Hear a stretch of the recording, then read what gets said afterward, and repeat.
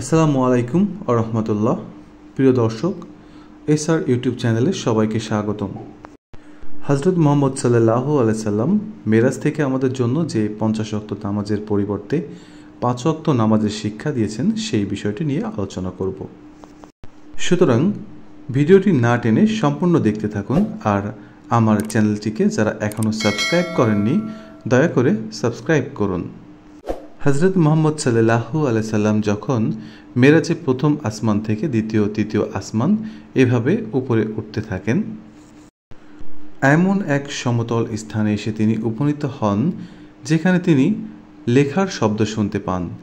রাসূলুল্লাহ সাল্লাল্লাহু আলাইহি সাল্লাম বলেছেন, অতঃপর আল্লাহ আমার উম্মতের উপর 50 ওয়াক্ত সালাত নামাজ ফরজ করে দেন, অতঃপর তা নিয়ে আমি ফিরে আসি। অবশেষে যখন মূসাকে অতিক্রম করি তখন তিনি বললেন, আল্লাহ তাআলা আপনার উম্মতের উপর কি ফরজ করেছেন?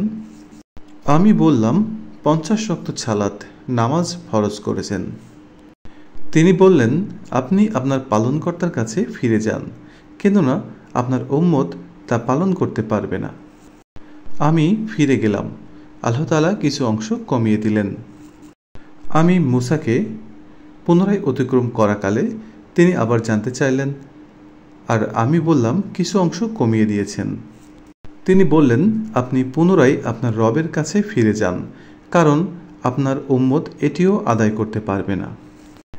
আমি ফিরে গেলাম, তখন আরও কিছু অংশ কমিয়ে দেওয়া হলো। আবারও মূসাকে অতিক্রম করাকালে তিনি আবার জানতে চাইলেন, আর বললাম কিছু অংশ কমিয়ে দিয়েছেন।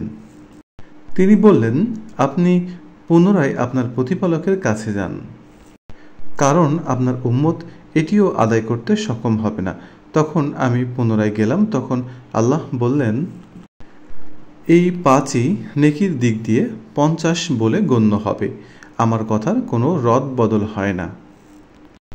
আমি পুনরায় মূসাকে অতিক্রম করার সময় তিনি আবারও আমাকে জিজ্ঞাসা করলেন এবং প্রভুর কাছে ফিরে যেতে বললেন। আমি বললাম, পুনরায় আমার প্রতিপালকের কাছে যেতে আমি লজ্জা বোধ করছি। অতঃপর জিব্রাইল আলাইহিস সালাম আমাকে সিদরাতুল মুনতাহা পর্যন্ত নিয়ে গেলেন, আর যখন তা বিভিন্ন রঙে আবৃত ছিল যার তাৎপর্য আমি অবগত ছিলাম না। অতঃপর আমাকে জান্নাতে প্রবেশ করানো হলে আমি দেখতে পেলাম যে তাতে রয়েছে মুক্তমালা, আর তার মাটি হচ্ছে কস্তুরী।